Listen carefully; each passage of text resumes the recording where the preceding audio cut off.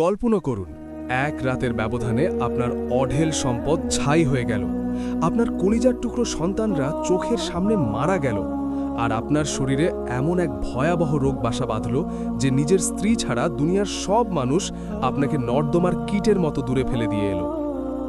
আপনি কি করতেন? সৃষ্টিকর্তাকে অভিশাপ দিতেন, নাকি দীর্ঘ 18 বছর ধরে পচন ধরা শরীর নিয়ে কেবল একটি শব্দই উচ্চারণ করতেন, আলহামদুলিল্লাহ? আজ আমরা শুনব ইতিহাসের সেই কঠিনতম পরীক্ষার গল্প, যা ধৈর্য আর বিশ্বাসের সংজ্ঞাই বদলে দিয়েছিল। কে এই মানুষটি, আর কিভাবে তিনি হারানো সবকিছু ফিরে পেয়েছিলেন? চলুন জেনে নিই হযরত আইয়ুব আলাইহিসসালামের সেই অলৌকিক জীবন কাহিনী। হযরত আইয়ুব আলাইহিসসালাম ছিলেন আল্লাহর একজন অত্যন্ত প্রিয় নবী। আল্লাহ তাকে দিয়েছিলেন অগাধ সম্পদ, হাজার হাজার গবাদি পশু এবং এক ডজন সুন্দর সন্তান। তিনি ছিলেন মক্কার অন্যতম ধনী ও প্রভাবশালী ব্যক্তি।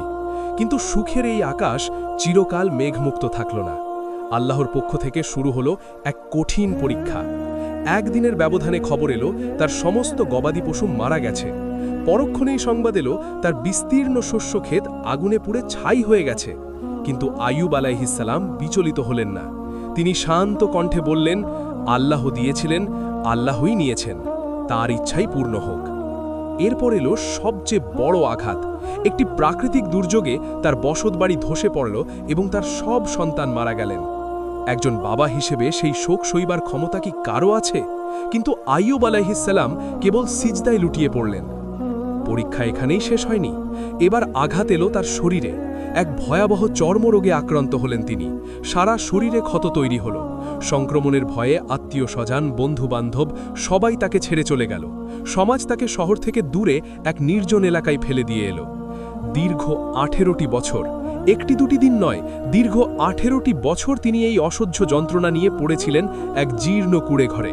তার একমাত্র সঙ্গী ছিলেন তার মহীয়সী স্ত্রী বিবি রহিমা। লোকের দ্বারে দ্বারে কাজ করে তিনি আইয়ুব আলাইহিসসালামের সেবা করতেন। কখনো খাবার জুটত না, কখনো লোকে তাড়িয়ে দিত, কিন্তু আইয়ুব আলাইহিসসালামের ঠোঁট দুটি কখনো জিকির থেকে বিরত হয়নি। তিনি বলতেন, হে আল্লাহ, আমি তো তোমারই বান্দা, তুমি যাতে খুশি আমি তাতেই খুশি। একদিন বিবি রহিমা আর সইতে না পেরে কেঁদে বললেন, হে আল্লাহর নবী, আপনি তো আল্লাহর প্রিয়, আপনি কেন একবার সুস্থতার জন্য দোয়া করেন না? আইয়ুব আলাইহিসসালাম মৃদু হেসে বললেন, রহিমা, আল্লাহ আমাকে 80 বছর সুস্থ রেখেছেন, আর অসুস্থ আছি মাত্র 18 বছর। সুস্থতার সমান সময় না হওয়া পর্যন্ত আমি আল্লাহর কাছে সুস্থতা চাইতে লজ্জা বোধ করি।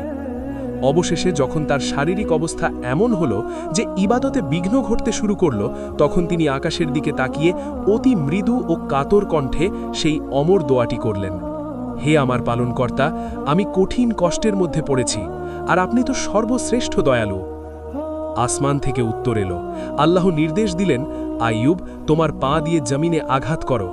আইয়ুব আলাইহিসসালাম কষ্ট করে পা দিয়ে মাটিতে আঘাত করলেন। সাথে সাথে সেখান থেকে এক শীতল ঝর্ণা বের হল। আল্লাহর আদেশে তিনি সেই পানিতে গোসল করতেই অলৌকিকভাবে তার শরীরের সমস্ত রোগ ও ক্ষত ধুয়ে মুছে গেল। তিনি ফিরে পেলেন তার হারানো যৌবন এবং উজ্জ্বল স্বাস্থ্য।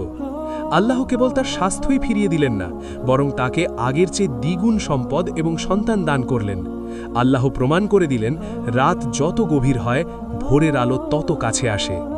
আইয়ুব আলাইহিসসালামের এই গল্প আমাদের শেখায় যে আপনার বিপদ যত বড়ই হোক না কেন, আল্লাহর রহমত তার চেয়ে অনেক বড়। ধৈর্য ধরুন, কারণ আল্লাহ ধৈর্যশীলদের কখনো নিরাশ করেন না।